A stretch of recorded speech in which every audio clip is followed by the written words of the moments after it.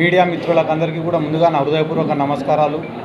అలాగే ఈ కార్యక్రమంలో పాల్గొనడానికి ఇచ్చేసినటువంటి నియోజకవర్గ సీనియర్ నాయకులకు, మాజీ శాసనసభ్యులకు, లబ్బి వెంకట స్వామి గారికి, యువ నాయకులు చంద్రమౌళి గారికి, అలాగే జెడ్పీటీసీలకు అందరికీ కూడా నా హృదయపూర్వక నమస్కారాలు తెలియజేసుకుంటున్నాను.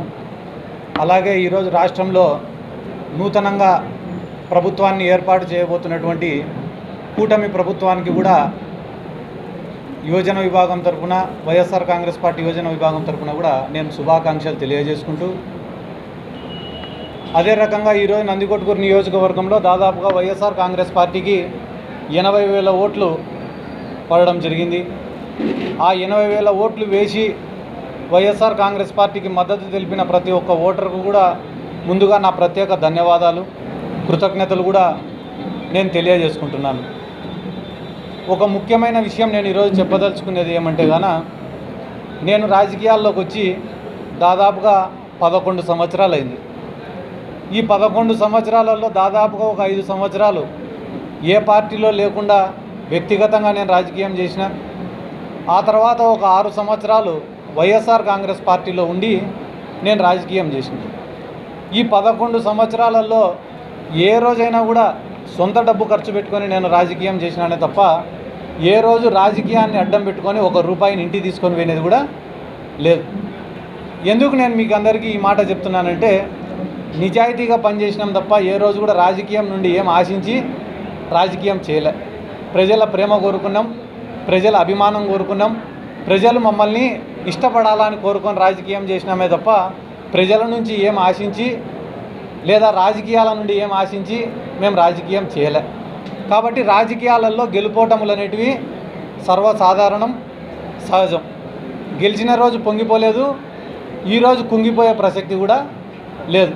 కానీ ఈరోజు నందికొట్కూరు నియోజక ప్రజలందరికీ నేను చెప్పాలనుకునే విషయం ఏమంటే, నాకు ఈరోజు రాష్ట్రంలో ఇంత గుర్తింపు వచ్చిందంటే దానికి కారణం 3.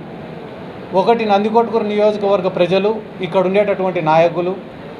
రెండోది వైఎస్ జగన్మోహన్ రెడ్డి గారు. మూడోది వైఎస్ఆర్ కాంగ్రెస్ పార్టీ. నాకు ఇంత గుర్తింపు ఇచ్చిన ఈ 3 కోసం, అంటే ఒకటి నందికొట్కూరు కోసం, రెండోది జగన్మోహన్ రెడ్డి గారి కోసం, మూడోది వైఎస్ఆర్ కాంగ్రెస్ పార్టీ కోసం నా ఆఖరి శ్వాస వరకు నేను పోరాడతానని చెప్పి ఈ సందర్భంగా నేను గట్టిగా చెప్తున్నా. ఎందుకంటే నేను కూడా అనుకునేవాడిని మనసులో, చాలామంది నాయకులపై జగన్మోహన్ రెడ్డి గారికి దగ్గరగా కూర్చొని మాట్లాడుతుంటే నాకెందుకు ఈ అవకాశం రావడంలే, అంటే నేను పార్టీ కోసం కష్టపడి పనిచేస్తే జగన్మోహన్ రెడ్డి గారికి ఇంకా కొంచెం దగ్గర కావచ్చు, ఎప్పుడు కూడా ఇట్లా ఆలోచించేవాడిని.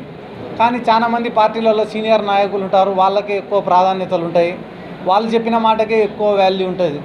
కానీ ఇప్పుడు ప్రతిపక్షంలోకి వచ్చినాం కాబట్టి ఇప్పుడు ఈ 5 సంవత్సరాలు నేను కష్టపడతా.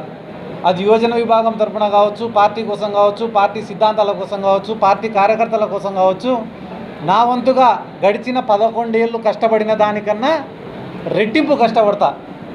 అది దేనికోసం అంటే, ఒకటి నందికొట్కూరు నియోజకవర్గానికి పనిచేయడం కోసం, ఇక్కడ ఉన్న కార్యకర్తల్ని కాపాడడం కోసం, మూడోది జగన్మోహన్ రెడ్డి గారికి దగ్గరగా ఉండి పనులు చేయడం కోసం. ఈ 3 కోసం చాలా కష్టపడి పని చేస్తానని చెప్పి ఈ సందర్భంగా ప్రతి ఒక్కరికి కూడా తెలియజేసుకుంటూ, అదే రకంగా ఈరోజు రాష్ట్రంలో ఎన్నో చోట్ల వైఎస్ఆర్ కాంగ్రెస్ పార్టీ నాయకులపైన, వైఎస్ఆర్ కాంగ్రెస్ పార్టీ యోజన విభాగం నాయకులపైన తెలుగుదేశం పార్టీ వాళ్ళు దాడులు చేస్తున్నారు. ఆ దాడులను కూడా నేను తీవ్రంగా ఖండిస్తున్నా. ఎందుకంటే ఇవన్నీ మేము ఊహించనేటివి కాదు, మేము కొత్తగా చూస్తానేటివి కాదు. కానీ ఒక బాధాకరమైన విషయం ఏమరా అంటే, వైఎస్ఆర్ కాంగ్రెస్ పార్టీ అధికారంలో ఉన్నప్పుడు ఏ ఒక్క దాడి కూడా మేము చేయలేదు. ముఖ్యంగా ఈ నందికొట్కూరు నియోజకవర్గంలో మీరే చూసుకోండి, తెలుగుదేశం పార్టీ వాళ్ళపైన అక్రమ కేసులు కానీ, తెలుగుదేశం పార్టీ వాళ్ళపైన దాడులు కానీ వైఎస్ఆర్ కాంగ్రెస్ పార్టీ ఏ రోజు కూడా చేయలే. కానీ ఈరోజు అధికారంలోకి వచ్చి రాకముందే ఇక్కడ ఉన్న ప్రజలను భయపించాలా, నాయకులను భయపియాలా, వైఎస్ఆర్ కాంగ్రెస్ పార్టీ వాళ్ళను భయపియాలా, ఇక్కడ ఉన్న వ్యాపారాలన్నీ లాక్కోవాలా, కాంట్రాక్టర్లను బెదిరించాలా, జరుగుతున్న వర్కులను ఆపాలా, ఇటువంటి ఉద్దేశాలతో కొంతమంది వ్యవహరిస్తున్నారు. కాబట్టి ఇవన్నీ కూడా మంచిది కాదు, ఆ పద్ధతి మార్చుకోవాలా. ఎందుకంటే ఒకవేళ ఇదే పునరావృతం అవుతుందని అనుకుంటే ప్రజల్లోనే తిరుగుబాటు అనేది ఖచ్చితంగా మొదలవుతుంది. ఆ రోజు వైఎస్ఆర్ కాంగ్రెస్ పార్టీ కార్యాచరణ కూడా చాలా బలంగా ఉంటుంది. ఈరోజు ముఖ్యంగా మీకు అందరికీ మరొక ముఖ్యమైన విషయం తెలియజేసుకునేదంటే, నా శక్తికి మించి నాకు ఎటువంటి ప్రోటోకాల్